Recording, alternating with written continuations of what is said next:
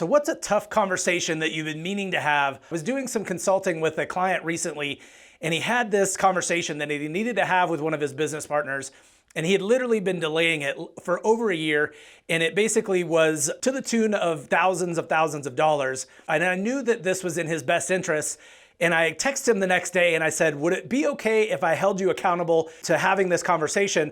Because we had just had this conversation a month ago about how he's supposed to have this conversation in the last month. So then the next day, I basically held him accountable and he had the conversation and the conversation went great. And he was super excited. It could be a fantastic opportunity that he has with his business partner, but it's gonna be that conversation that you've been dreading. And I know for me, whether that be a business partner, that could be even in your personal relationship, and sometimes that is going to drag you back in your work because you're not having that conversation. That could be with a friend, it could be with a child, it could be with a parent, it could be anybody that you are running in circles with, but sometimes we let this drag on for, a month, 2 months, a year, 3 years, and basically that conversation never gets had.